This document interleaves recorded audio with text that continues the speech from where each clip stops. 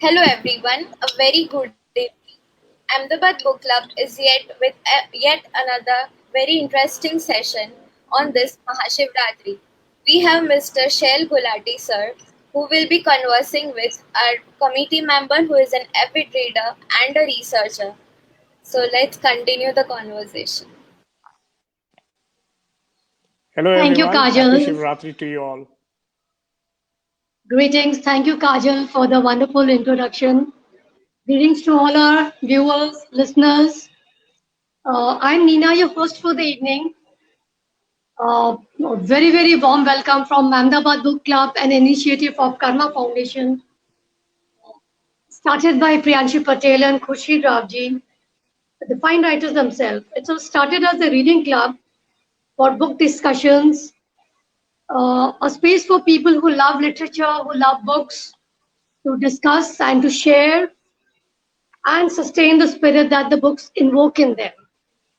Whether it's biographies, fiction, poetry, love stories, horror, and yes, spirituality and religion. Today on Mahashivratri, very, very auspicious occasion, um, uh, Mahashivratri. Uh, One saying is that today everything is very perfectly aligned, if you look at it in the cosmic or celestial way. The northern hemisphere, it has a push upwards. So our energies for people who meditate, of course, on top first is Lord Shiv.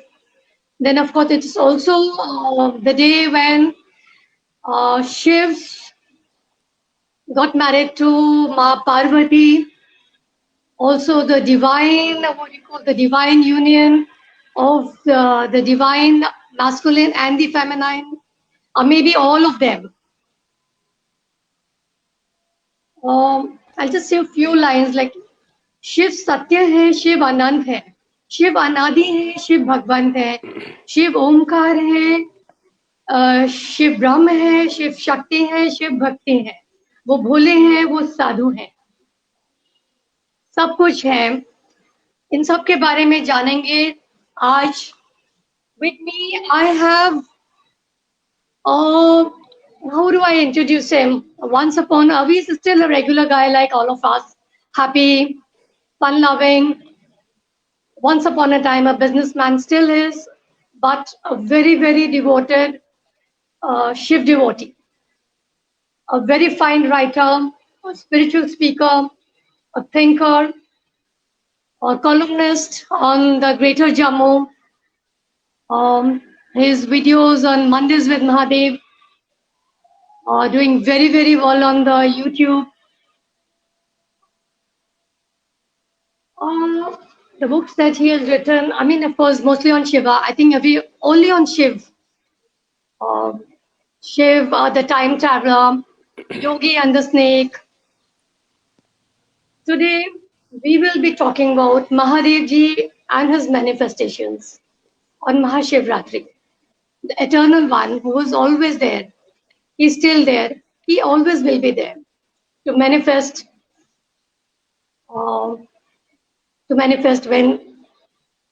whenever he has to.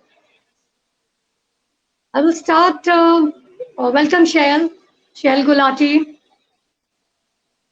Shail, can you hear me? Yes. Very, very warm, Shail. Very, very warm welcome. Thank you, आज Nina. Mahashivratri है. Yes, happy Shivratri to all of you. आपको भी महाशिवरात्रि की बहुत बहुत शुभकामनाएं. Shiv, I would like to hear from you. I did say there are a lot of theories and stories about Mahashivratri. So one I said is scientific maybe, and of course it's the wedding, the divine union of the masculine and the Shiv Shakti जिसे हम कहते हैं. आप क्या कहते हैं?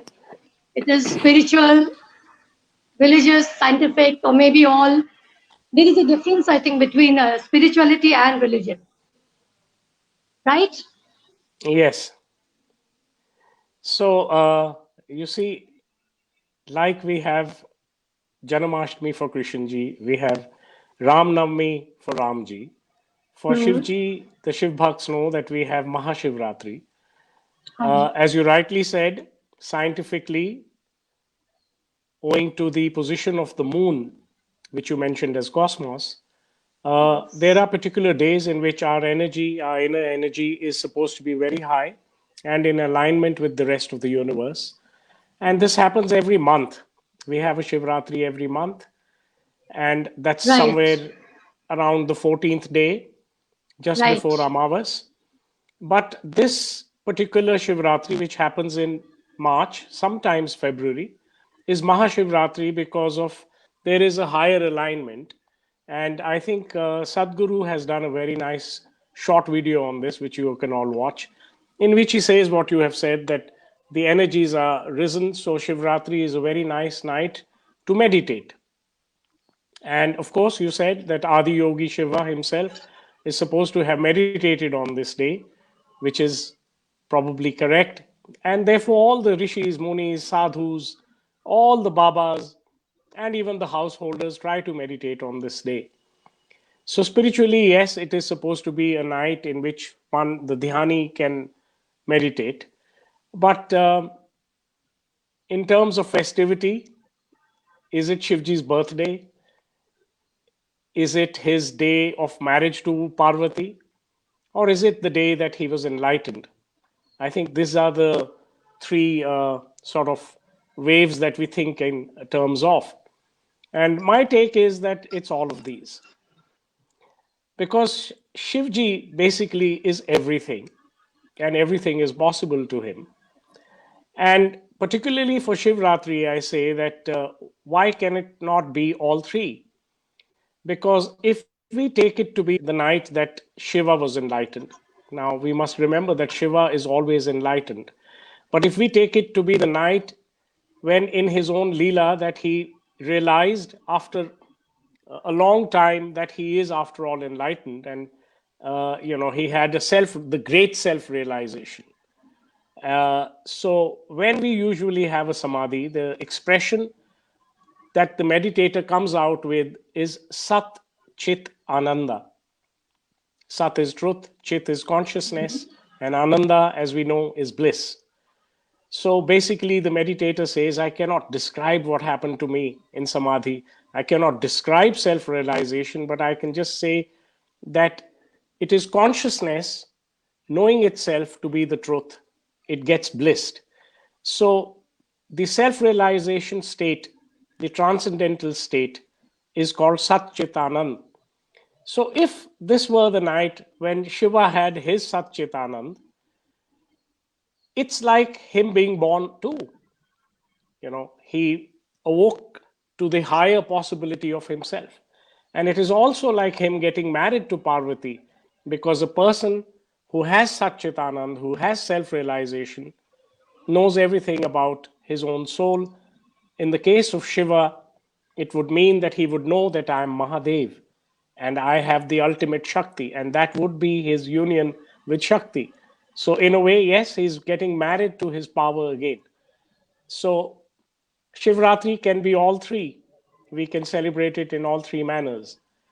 It is his birthday, it is his night of realization, and it is his night of wedding with Shakti, his own power. That makes sense. I think all three are the same manifestations. Manifest करते हैं उनका तो जैसे he was, I mean, with all gods they have parents, they have a lineage, but Mahadev ji का ऐसा नहीं है. He's Ji, different from other gods. So what makes him different from other gods? you His see, oneness with all the. Hanji, Hanji. in the absolute, there is only one God, the formless God, Omkar, Nirakar, primal Hanji. consciousness. But in this manifest world, as you are talking, we are spoiled for choice, especially in Hinduism. We have so many forms that God takes. We have Krishnji, we have Ramji, Hanumanji, Durga Mata, and of course Shivji. And in these relative manifestations or manifestations in the relative world, the world in which you and I live in which all the Mm-hmm. viewers live in, uh, the attributes that God takes on are different from each other. So in the absolute, it's all one, but in this relative world, it's different. And you ask how Shivji is different from the others. Well, Yeah, yes, because of say his oneness with all the living beings. well, all gods are one with all living beings, but Shiva seems to show a special affinity to all living With, beings. He's a right, jungle is man, a mountain man. He's the man. Pashupatinath. Pashupatinath, we call him. He is the lord of all creatures. But when you're asking about his lineage and his birth, it is correct that, for Ramji, we know he was Dasharath's son. And for Right, Krishnji, we yeah. know about Devaki and Yashoda, his foster mother. But for Shivji, we say Swayambhu, Shambhu. The word we say, Shiv Shambho. Shiv Shambhu, Shambhu right. means Swayambhu, the self created one. So we leave it at that.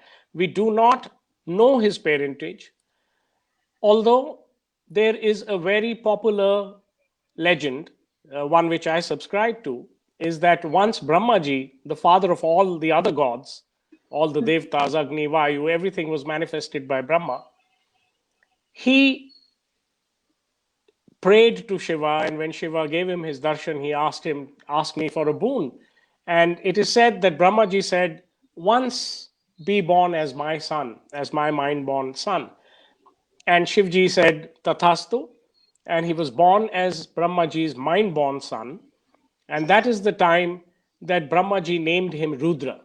So we do have one parentage story about him, which I somehow suspect and write in my writings that Shivji loved that.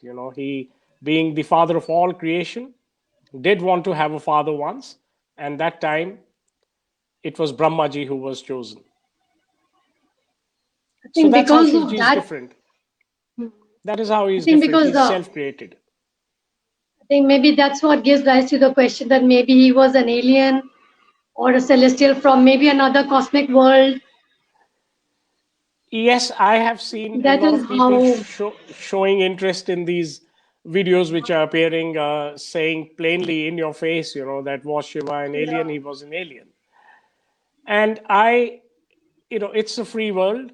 Everything that we talk about Shiva only adds to his enchantment, only adds to interest in him. But my take is that Shiva is definitely not alien in the sense that we are saying. He's not from Mars or Jupiter or from some other place. He's very much an earthbound god. He's one of us. He is the Kailashvasi.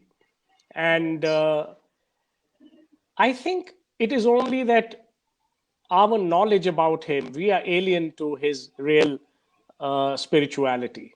And he's not from outer space, he's from inner space. We need to realign ourselves.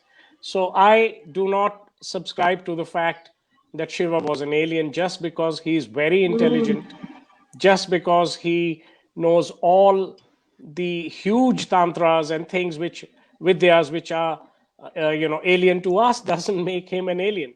It just shows us that there is a lot to learn from him. So no, Shiva was not I an alien. I feel the same. No way. We all know that वो कैलाश पति हैं. He from the mountains. और शायद वो वहीं समा गए थे. And he's there within us, always around us. Yes, he is everywhere. Yes. He's there even now. As we are talking, he's everywhere. He's right here. You mentioned his Rudra Roop, which people sometimes associate with being the angry god, or maybe the destroyer. Mhm. What I see is love. What do you say? I'll give my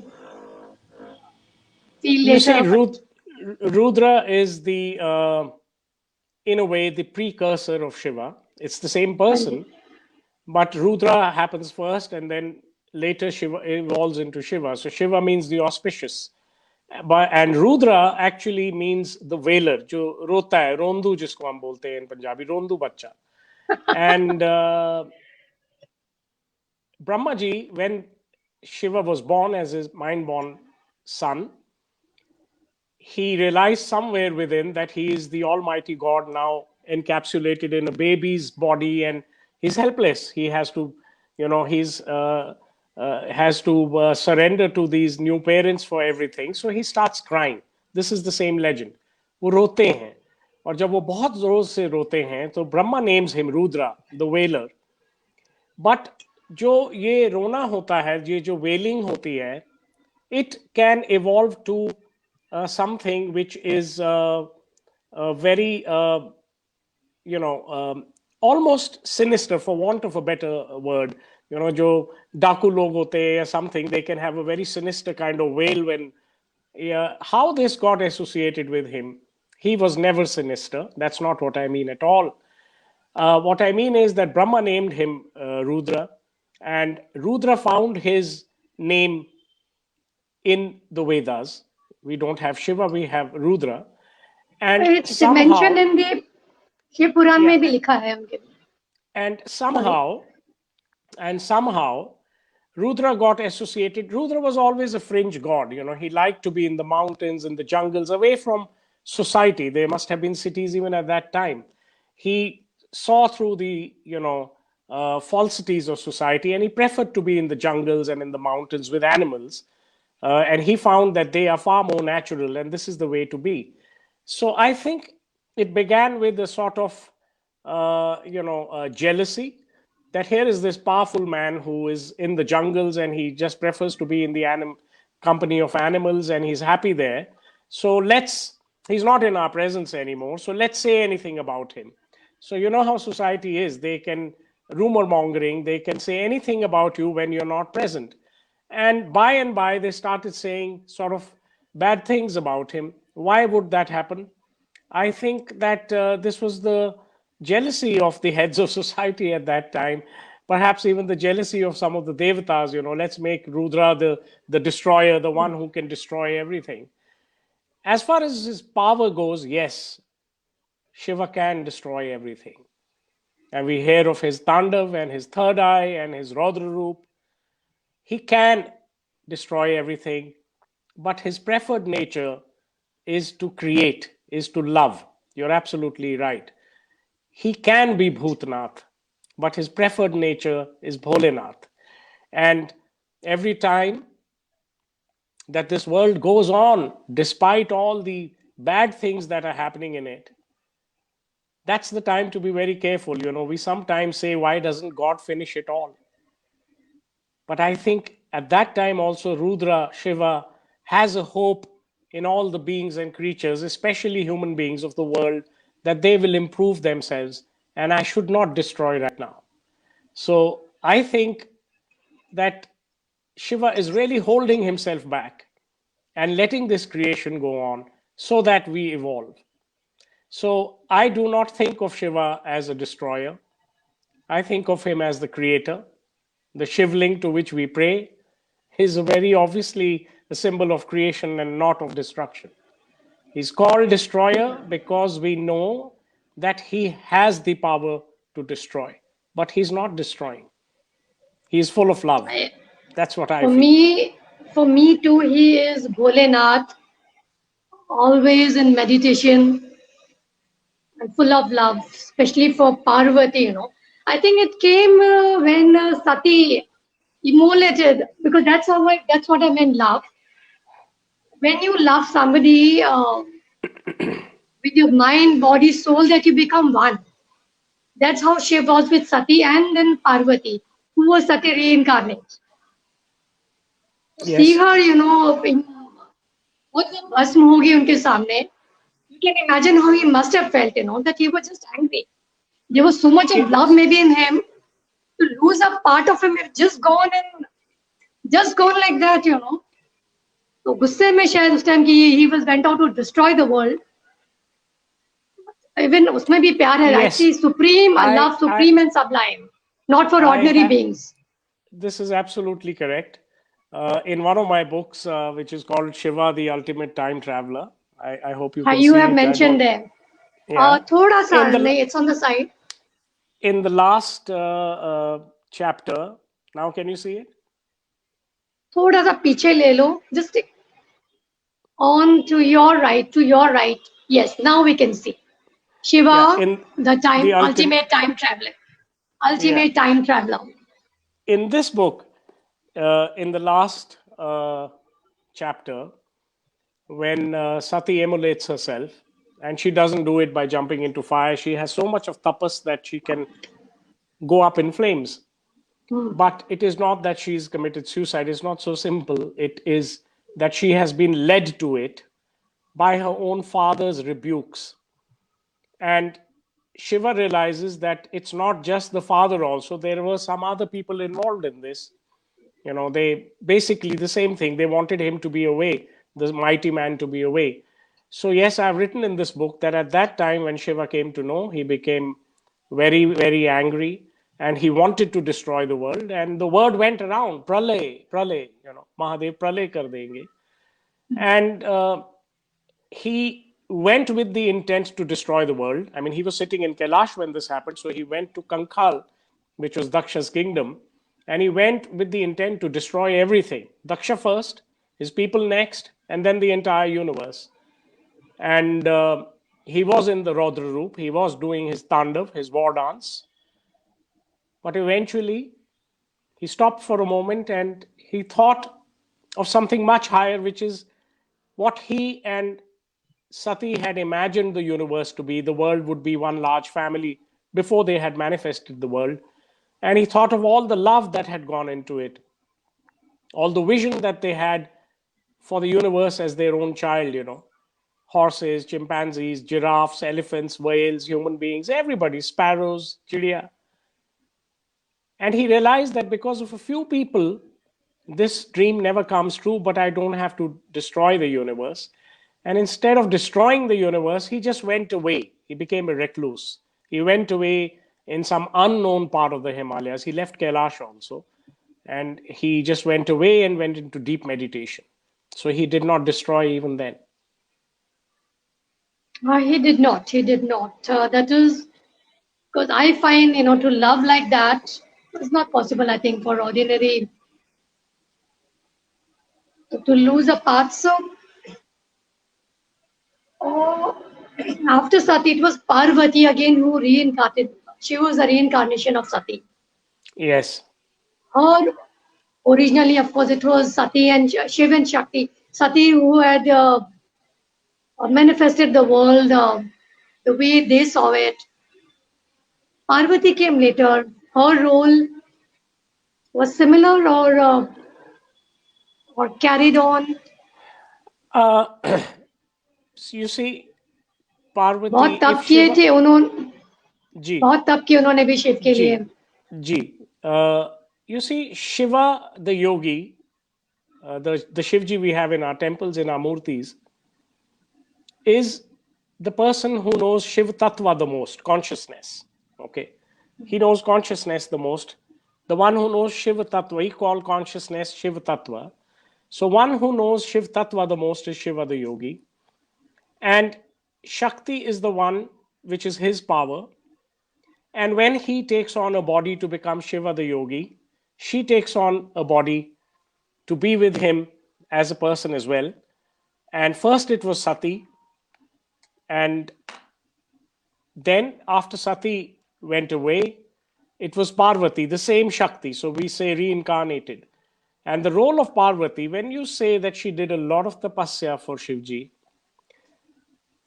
this was her practicing, training all her own Shaktiness so that this time the play will be better.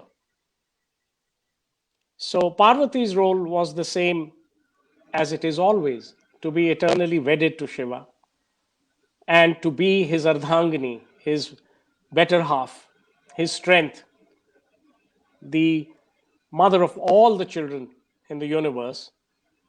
And though there is no comparison between Sati and Parvati, they were the same person. But yes, this time the plot had been thought out a little better. For example, Parvati took birth, she can take birth anywhere. She took birth this time in King Hemavat's kingdom, with him as her father. And the difference between Daksha, her previous father, and Hemavat was that Daksha was very conceited and he believed in his own whatever he believed to be the spiritual truth, he believed that, and he could not accept Shivji. But Hemavat, Parvati's father, was already a Shiv Bhakt. Though he was a much larger king, he was the king of all the Himalayas. So Parvati's role was, is, Parvati is still there. Yeah, Her she's role still is there. to She's complete her role is to complete this dream of Shiva and always be by the side of her husband. And I think later we can talk about the Samudra Manthan. There also she helped I was Shiva. coming to that. I was coming to that because when you spoke of all his ganas, so Shiva, he was, say, super strong, super muscular, in tune with the trees and the mountains and all the animals, and especially the snakes. Vasuki ki baap, you forgot to mention the snake, जो उनके गले का आभूषण बने थे. When he said कि Mahadev, nobody likes me, people think I'll Yes, bite and I'll just kill, and yet he was the yes, one who helped in the Amrit Manthan, the Sagar Manthan जब हुआ था, वो Vasuki right. थे, उनका नाम वसुकी था, right? Yes. Now, just a minute. जिन्होंने जो I have a whole book here on Yogi Shiva's and the snake, relationships Yogi, with snakes. हाँ, Okay, this was my first book. You can see I was a younger man, and हाँ. this whole book is a dialogue book which is dedicated. There are just two people in this, which is the tradition of the Agam Shastras. One talks and the other listens. The other talks and one listens. It could be Shivji and Devi. It could be Shivji and his rishi, or in this case, in my book, it is Shivji talking to a snake. And very right, it was Vasuki who was wrapped around his neck for a long time. There have been other snakes. There was Karakotaka, who was there for some time, and then he took another birth as Patanjali, the Rishi Patanjali, and he made the Ashtanga Yoga for us. But yes, it was Vasuki who began as a snake, a creature which nobody really accepted, and Shiva accepted him, and he went on to play the most massive role in the Samudra Manthan, which is the biggest cosmic event known to all creatures. And he became, as we all know, he became the rope with which the Samudra Manthan was done, churned. And the venom, maybe it was designed or sacred, which only Shiv could consume. Yes, you see, what happened in the I think Samudra that Manthan was, is that in the Samudra Manthan, the Devtas and the Rakshasas, the Devas and the Asuras, they were fighting for a long time. And so the Devtas are called the Suras and the Rakshasas are called the Asuras. They have been fighting for mm, eons. And it may interest you to know that out of the two, the Asuras are the older tribe, right? The Devatas came later. right. But when they came, they just wanted all the goods for themselves and they kept fighting and vanquishing each other in turn. And then a voice came to them saying that, why do you fight so much? In the Samudra, in the great ocean, there is tremendous amount of precious things. There is lots of booty there, jewelry there, lots of goods there. And eventually there is Amrita, the nectar of the elixir of immortality. So you need to churn the ocean for that. And they made teams. They cast their differences aside and they took Mount Meru as the churner and Vasuki as the rope, and they churned the ocean. And legend says that just before the Amrit was about to come out, like we curdle things and then they come out, uh, Vasuki, because he had been used tremendously, vomited poison, which was called halahal.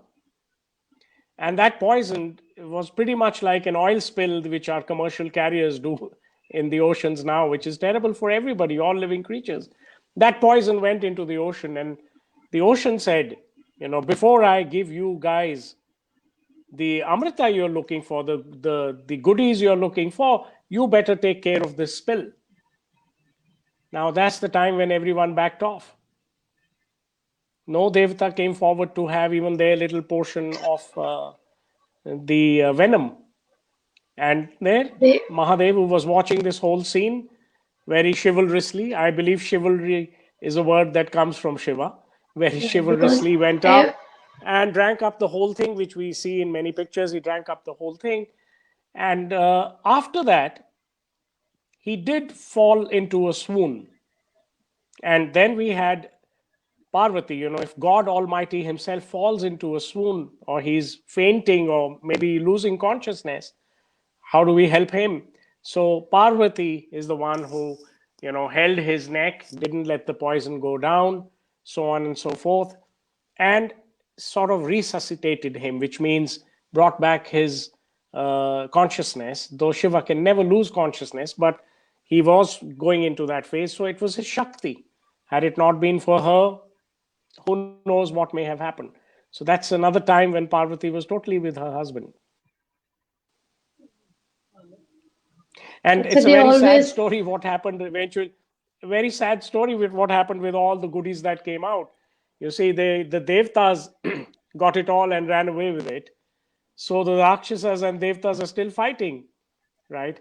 And I sometimes feel that the Rakshasas must have told Shivji later on that, Mahadev, आपने तो विष सबके लिए पिया था ना, कि सिर्फ देवताओं के लिए पिया था.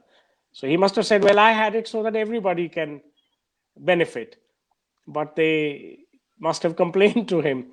The asuras can complain too. I think they must have complained to him कि महादेव आपने तो विष सबके लिए पिया, लेकिन अमृत सिर्फ देवताओं को मिला, हमें नहीं मिला. And so this cosmic saga carries on. I don't blame the asuras. They were actually very intelligent. Unki bhakti bhi, when they used to meditate, I think they were better than the demigods, because the gods had no choice but to grant them the boon. वो गलती ये You करते see, थे on bin. First thing you they did see, was, when they received a good boon, they would start destroying, uh, go against the gods themselves. So I think even that, I'm yes, sure Mahadev must have noticed. वर तो you दिया see, क्योंकि इतनी तपस्या की है. yes, you And see, what we live in a world of binary, right? Good and bad, black and white, day and night. And in the absolute, everything is contained. So eventually, God wants us to go beyond this duality and come to the absolute. And the Leela which plays out will always deal in a binary, but some people can realize at some point that beyond all this is Godhead. So, whether the Rakshasas were good or bad, whether the Devtas were only good or were they also manipulative, very difficult for us to say. We all like to revere and honor our Devtas, and we all think of the Rakshasas as bad guys, but we have lots of examples. जैसे आपने कहा कि जहाँ पे असुर race बहुत intelligent थी, बहुत ध्यानी थी, बहुत भक्ति की उन्होंने, फिर जाने क्या हो जाता था that when they used to get the boon, they used to just become very arrogant. And I would think that Shiva would be training these people now that it is not the tapasya which you do to get the boon from me, but you must do another tapasya कि जब मैं boon दे देता हूँ, आपको power दे देता हूँ, kingdom दे देता हूँ, तो संभले रहो, मिटे रहो. right, महाराज हेमावत के जैसे बनो, पूरे हिमालय के राजा हो के, being the king of the entire mountains. He's such a humble person. So I think this is what must be going on, because another thing is that Shiva is the god who accepts both the Devatas and the Danavs. Both of them worship him. I do not know of any other god who accepts the Danavs. So another thing is, if the Danavs were to say कि sir जी हम कहाँ से आए हैं, हम भी तो ईश्वर से आए हैं, हमारा बाप कौन है, हमें कौन अपनाएगा. So that brings us to Yogi and the snake. If the snake says, all right, I am made like a snake, I'm a reptile, everybody dislikes me, distrusts me, so where should I go? And Shiva says, come and wrap yourself around me in embrace. So if a Rakshas says, where should I go if I want to be a good person? So Shiva would say the same thing. Come to me, surrender to me in love. Like you have these dacoits right. surrendering their arms to a good police officer who tells them that you also will get a chance to lead a normal life, that kind of thing. All what we are doing in the micro in our lives is based on what is happening in the cosmos. So in the cosmos as well, if there are certain forces which, due to an aberration, have become malevolent, the super force, which is Shiva, would always tell them to reform themselves and to have a better play than this. Not just bully other people, not just play, ha ha ha, मैं राक्षस हूँ. Do better things because आप विद्वान हो, आप ध्यानी हो. So that God would be Shivji. और जब शिव जी और जब शिव जी अपने रौद्र रूप में आते हैं तो कोई राक्षस उनका मुकाबला नहीं कर सकता. And that is what it takes to tame a Rakshas. What it takes to tame a bully is a bigger bully or a bigger guy. So Shivji is that guy. He is so big that you cannot intimidate him by being a Rakshas. Rather, you can learn from him, from his love, and enjoy this world more. But that's how it carries on. Yeah. Yeah, I think because sir, I've given you a world full of abundance, abundance in everything, food and wind, water, everything. Why Yes. can't we live happily? Asuras, because I think most asuras I know they were all Shiv devotees, including Raman. वो ऐसा नहीं कि उनके भक्त तो थे वो, but I ji. think it was the misuse of power You bestowed see, this is upon what them that led.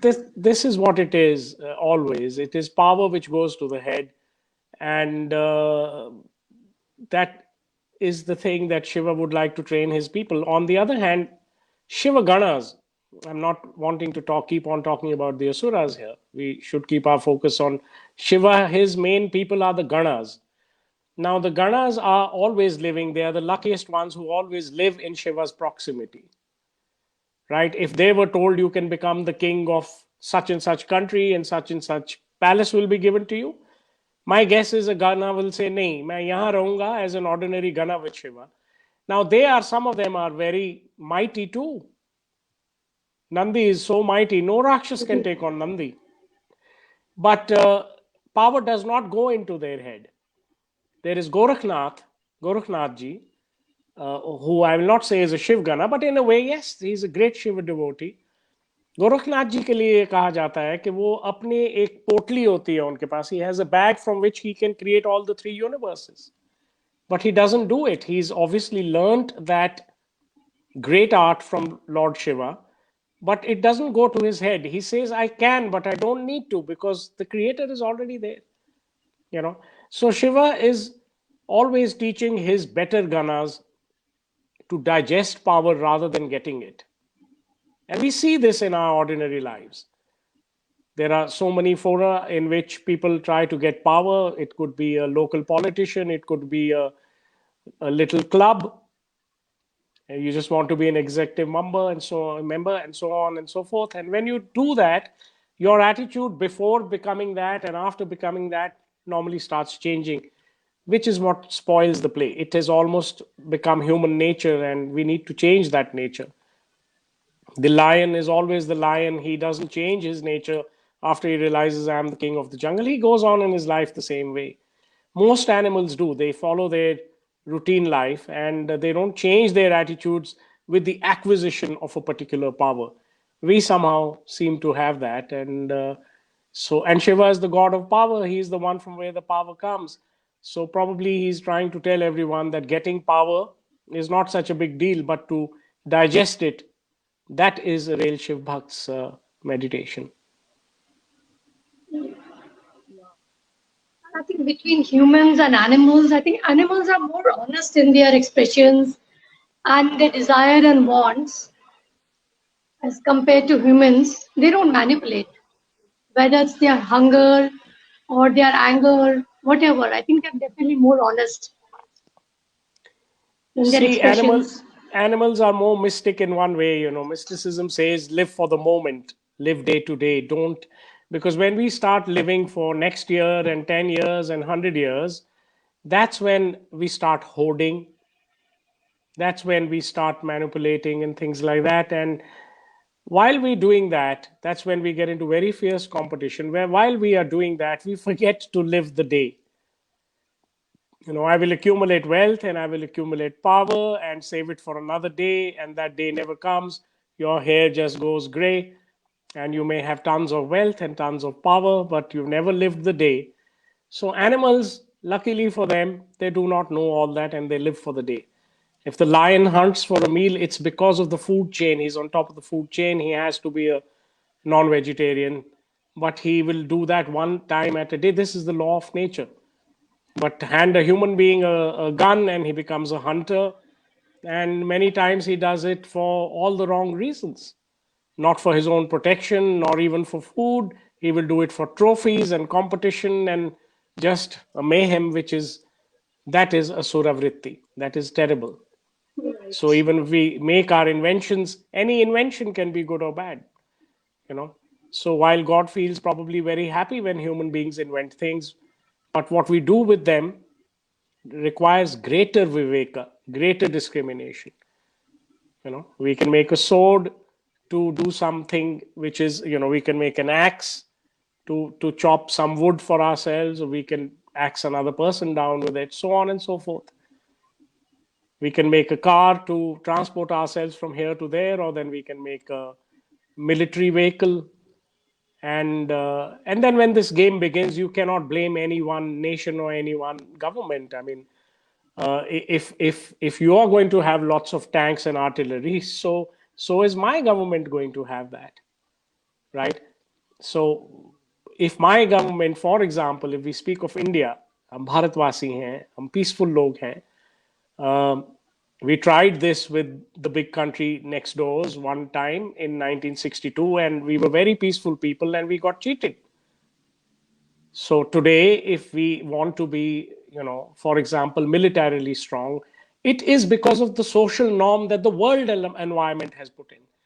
But given a choice, India would be rightly the spiritual guru of the world and lead everybody to peace and harmony. We must be given that chance, and the same thing with Shivji. Everybody knows of his Trishul.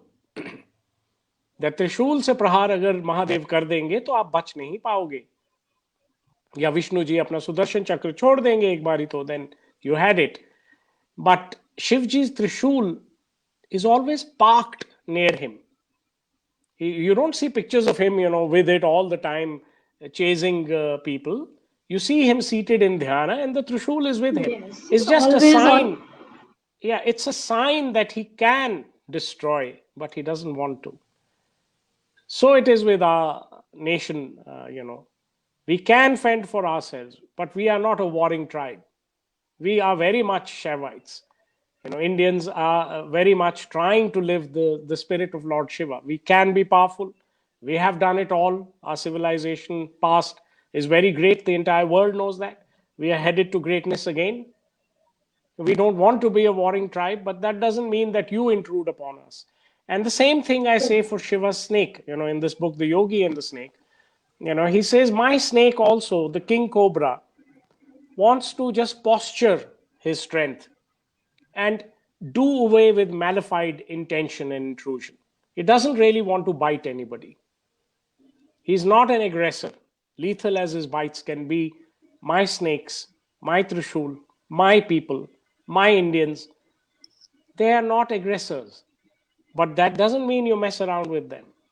Right. So that is the Shiva philosophy. Be Right. strong and I mighty. Be strong and mighty, but be humble. Do not aggress on anybody, but don't allow anyone to trample upon you.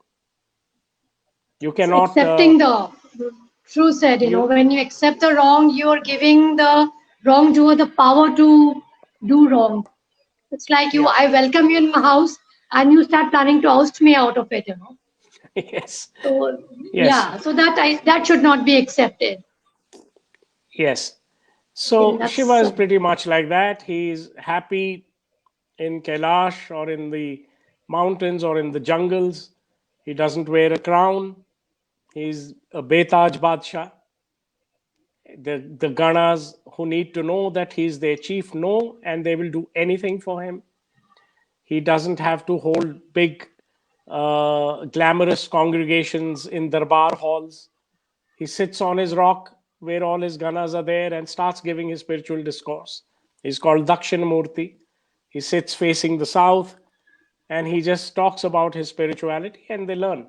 So here is a tribe which, at least in legend, we have that, which is the ideal tribe, you know.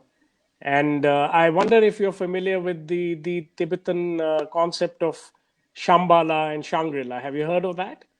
I heard. I was going to ask you that if there is a Shivlok or maybe Shangri-La, which is a maybe a perfect world. You see, this is a very old Tibetan ideology that somewhere in the recesses of Tibetan, in those of Tibet, in those mountains, is a sacred and secret place called Shambhala, alternatively called Shangri-La, where all great yogis who have passed a particular state of yoga, they all self-realize they are great siddhas, and they go and live there in everlasting peace and miracle. And we also have a concept like that, Gyan Ganj. Uh, but now,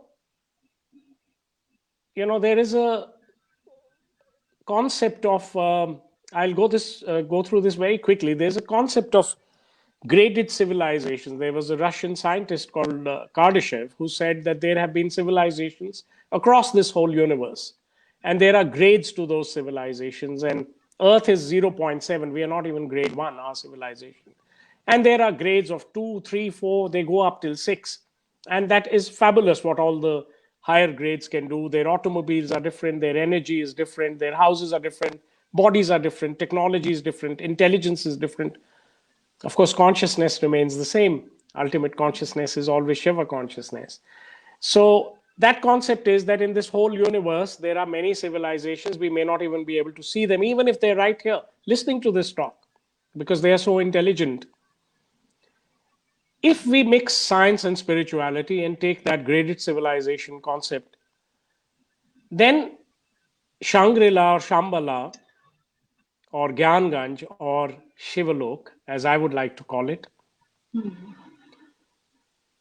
doesn't really have to be a separate place in a separate universe. It can be right here where we are. For me, Shivalok is not just the boundaries of Kailash. For me, Shivalok is again a civilization which has learned Shivaness to such an extent that it is in a virtual heaven. For me, that is Shivalok. uh, the same things, when we can have great automobiles, when we can have great bodies, when we can have great buildings, and we use all these things just for the happiness and harmony of all, rather than competing and fighting for lands and jewelry and gold and petroleum and coal and women. Rather than that, if we can evolve in our consciousness where we all have our own things, we are happy with our own things, and we are happy within, we are happy with the other, we are happy within our own home, with the neighbor, with the tribe. This sounds very utopian, but then Shaivism is always called realistic idealism or ideal realism. So Shivalok for me would be when a lot of people are Shiva realized, not just self realized, but they understand the Leela, the game of Mahadev, and they take their power from him. They become a very highly graded civilization, but they stop their, little uh, schoolboy games of, I will, my army stronger than yours, my daddy is stronger than yours, I will take your land away, I will take your necklace away, and so on and so forth. And together they explore this universe. And there is enough. Scientists tell us that this universe is much bigger than we thought, and every time we look at it with a newer, bigger telescope, we see that it is expanding. The universe is always expanding, so there is a lot to go and discover without fighting. We can do a lot of things together. Why can't we have a happy family which goes to Switzerland for one holiday, Bangkok the next one, Austria the next one, London the next one, Scotland, and then the whole universe? Why do we have to, if our idea of having family fun is going on a holiday together, if our idea of having family fun or group fun or team fun or office whole team goes is to discover more things jointly, happily, the universe is so big that that game can be played out. That's what I feel would be Shivalok. Right here where we are. We turn There is, I, this universe, we turn this universe, this planet into Shivalok. That's what I think. And Shiva is there here is already. space. There is space for everybody, but we Yes. want more. Being human beings, I said, as compared to animals, we Yeah. have some inherent greed in us, always wanting what is not. ये भी चाहिए, वो भी चाहिए. उसके Yeah. पास है I तो मुझे think, उससे ज्यादा चाहिए. He yeah. has a Toyota. I want a Mercedes. Yeah. होता है, like. Yeah. Yeah. But Shivji again, again, one of the writings I've done is that Shiva's getting married to Parvati, and people are getting very excited in Kailash. Sara Kailash naach utha, and Jai Shiv Shankar and all that, and people are sending him gifts. And so Nandi comes in very excitedly, and he says that, "Are you're getting married? So aren't you going to do koi makeup shake up? Nahi karoge, sir?" So Shivji says, "Yes, I've thought about it. I have to look slightly better today than I do usually." So Nandi says, "Here's some powder for you, and here's some great makeup, and this will make." So Shivji says, "What is this?" And in the book, Nandi tells him, "ये राहु ने भेजा है फलाने planet से, ये उस देवता ने भेजा है वहां से, this is this powder, this is from under the ocean and everything." So Shivji tells him, नहीं, मैं तो वो भस्म ही लगाने लगा हूं जो मैं रोज लगाता हूं. So Nandi says to him that, why would you do that when you have such good powders? And Shivji says, वैसे तो इंद्र देवता ने ऐरावत भी भेजा है अपना हाथी कि आप आज दूल्हा बन रहे हो, तो छोड़ो वो नंदी जी को, हैं, और बैठो हाथी के ऊपर और जाओ. सो Nandi ji gets suitably annoyed, क्या बोला? He says, हाँ, मैंने उनको भी यही बोला कि कुछ चीजें मैं कभी नहीं बदलता. Right? I am okay with my Mercedes, which is Nandi. I don't need this bigger cars and everything. I'm okay with Bhasma, which is my makeup. I'm okay with Kailash. I don't need any other place to conquer. I'm okay with Prithvi Loka. That answers your alien thing. Although I can take over the entire universe because I only made it, but I'm all right with this little planet. इसीलिए कहते हैं, हमारे पुरख कहते हैं, हमारे ऋषि मुनि कहते हैं कि पृथ्वी लोक छोटा लगता है इस संसार में. It looks like a very small blue planet in the cosmos, but Devi and Devtas, which would mean chieftains of other planets, big planets in the universe, वो तरसते हैं यहाँ मानव जन्म लेने के लिए. So to me, this connects the dots. And Shiva is again showing by example, he's happy with what he has. He doesn't want bigger cars and bigger mansions and bigger planets, or anything like that, bigger crowns. He's happy with what he has. Yes, there is one massive consistency in him. He always wants to be with Parvati. There is no doubt in my mind about that. This आपने पहले I पूछा था was, कि मैं अभी भी पूछने वाली थी, अभी भी वही पूछने वाली थी. About Parvati, आपने खुद ही कह दिया. I think to love like that, it was so supreme and sublime. I think it's not possible for any. Krishna had loved Radha, but the story says that he had left Vrindavan Mathura at the age of 14, and he never saw after that. All the stories that we read of Kana, वो उनका मन है कि वो कण कण में राधा को देखते हैं, याद करते हैं. But that is not the case with Shiv and Sati and Shiv and Parvati. you see, They I were, I never, think, together I, and I, always. I don't ever like to compare so directly two gods, because her No. I'm Ishwar not Ishwar comparing. या I'm या not. No no no Right. I'm telling you the difference though without comparing. हाँ, कृष्ण जी की अपनी लीला है, उसकी there was हाँ a जी. Reason for that, and then he hmm. Krishna ji के सर्कमस्टांसेस भी बहुत डिफिकल्ट हो गए थे, वो तो हाँ महाभारत जी. में फंस गए एंड हाँ. All that. But Krishna ji stands for the ultimate young and beautiful lover, like an adolescent, somebody whom we all love, not only women, men love him too. Yeah. Shivji is more robust, he's more, he's a grown up man and that type of thing. But Shiv ji में ये एक problem है, आप बोल सकते हो कि शिव जी जब ध्यान में चले जाते हैं तो इतने ध्यान में जा सकते हैं कि वो वहां सदियों के लिए हो सकते हैं, और वो भी सृष्टि के लिए एक प्रॉब्लम है. सबसे बड़ा प्रलय तो वो होगा कि जब शिव जी ऐसे ध्यान में चले जाएं कि वो सृष्टि के बारे में भूल जाएं, forgets about the manifest world. And in this manifest world, it takes Parvati, for whom Shiva comes out of his dhyana, comes out of his निराकार and takes an आकार. बहुत सारे लोग तो ये पूछते हैं और कहते हैं कि शिव जी का तो कोई आकार ही नहीं, he has no body, never born, never died, never has a body. They think of him as only nirakar. So the Shiv Tattva, as we call it. But those who love Shivji's stories, those who want him to have a body which we can identify, they are always grateful to Parvati, because it is for Parvati that Shivji comes in this yogi roop. And he's called Shiv Shankar at that time. Shivji के भी बहुत सारे नाम हैं. When you hear the word Shankar, Shiv Shankar, it denotes Shiva, the yogi who married Parvati. Shankar ji उन्हें कहा जाता है, you know, Okay. Like Krishna ji के लिए बांके बिहारी बिहारी होता है, बहुत सारे होते हैं. सो उनके एक भाव को एक चीज बोला जाता है, दूसरे भाव को दूसरी चीज बोला जाता है. So Parvati is the one for whom Shiva comes into this universe.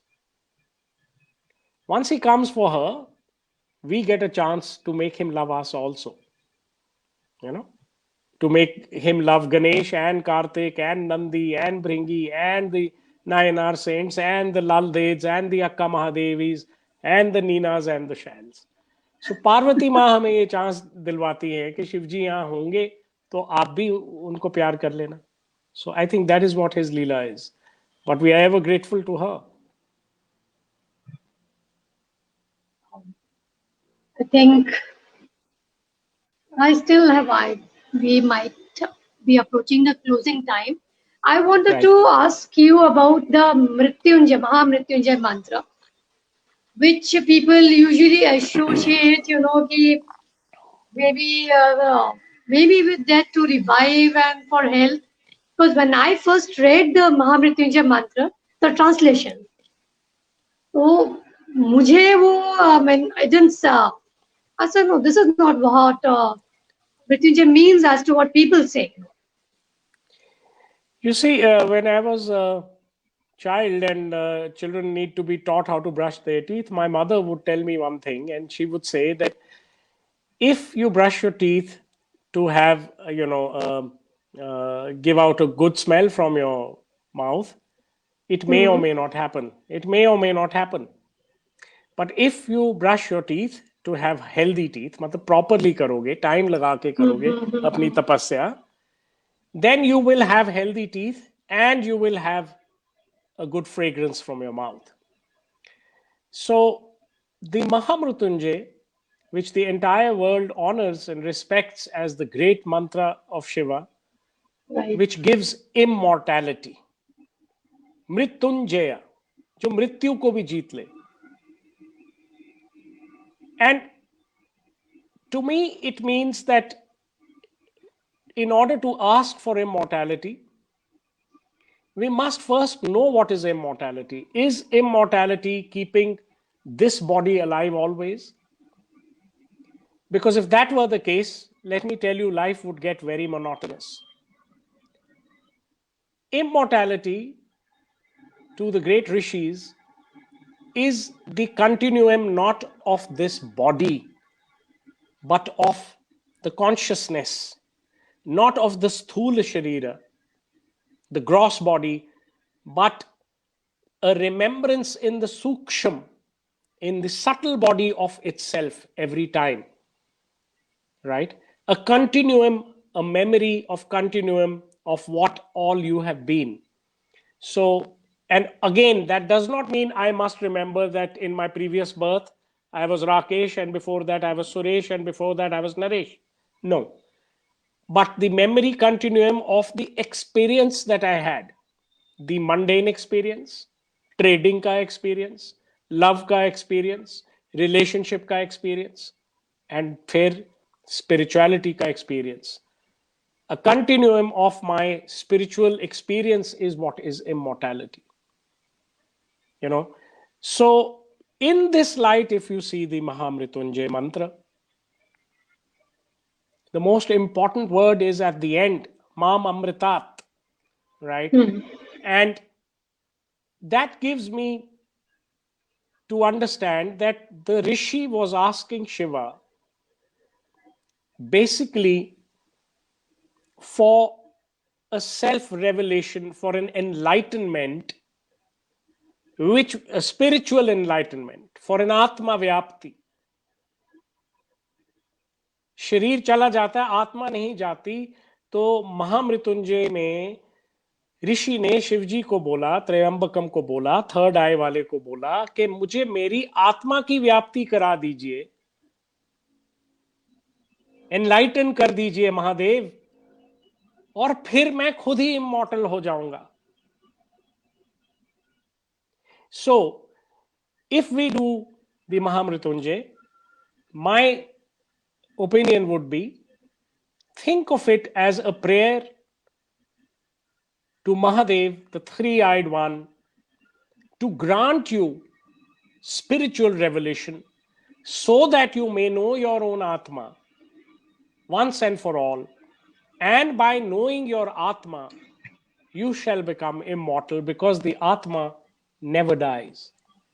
This is my understanding of the Mahamrityunjay. So, I think one last question before we close. Spirituality ke baat. So, how is it different from religion?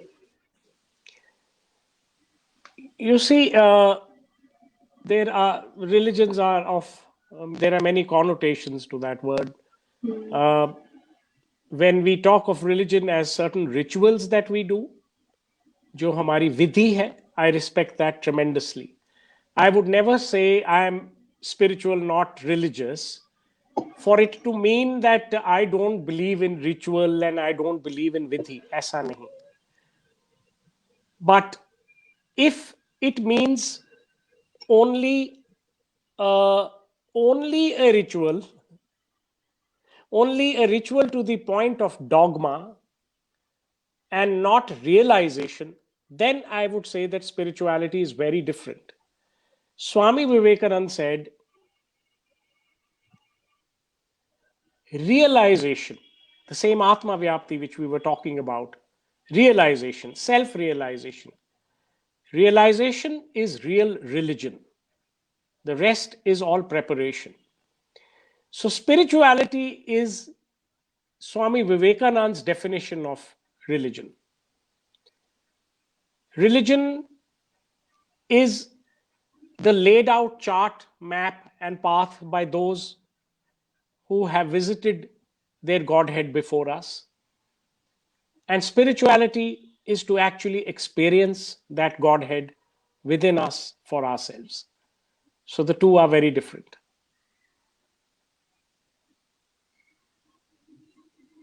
I think there's a very, very clear answer that you have given. Because many times people confuse religion and spirituality, both rituals and it's not written anywhere कि आप rituals follow करो, आप दिल से कर रहे हैं.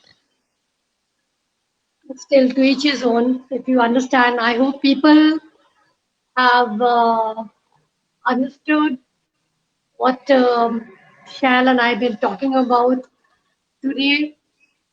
The Mahashivratri, the divine union of the sacred feminine and the masculine, the great cosmic power which keeps us upright.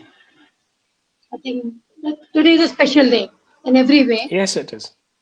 It is. So We have a choice to follow the path, any path that we feel is right. Uh, Thank you from Ahmedabad Book Club. Thank you, Shail. For those who want more spiritual talks, please connect with Shail. He's on Insta. He's I regular am I am more Mondays. available on. I'm more available. I have a Facebook page I called was going to say Shail Shail Gulhati. Gulhati, Shiva and I was Mysticism. Shiza and Mrs. I was going to say that. Plus, wonderful spiritual videos. Mondays with Mahadev. He writes regularly. I've said it before on Shiva and spiritualism on the Greater Jammu. It's all there on the Facebook, and you can connect with them definitely on the Facebook and personally. Yeah, because on Leave it that on that. page is where I sometimes have a one-to-one online sessions with people. So that's the best place to connect with me, and whenever you want. I think it's such a vast subject on Shiva and mysticism. I think we can go on talking. There's still so much to talk. But एक बार पहले बात हुई थी, अभी हुई थी, maybe again in future. Whatever I think is maybe pending, not pending, but this still it's a very vast Yes, surely we can meet up enough again. discussion we can. So Yeah, thank you, surely. Shail. It was wonderful and spiritually enlightening talking to you about Mahadev and his manifestations. But still, I think his manifestations are many, which we cannot really, maybe always. It's simple here to understand, yet we cannot fathom. So vast, but he's always there. He was there, he's still there, he will always be there, he's always around us, within us. So again, Wolbam, thank you everyone, all our Om viewers, Namah thank you, Shivaya. Shell. Om Namah Shivaya. Om Namah Shivaya.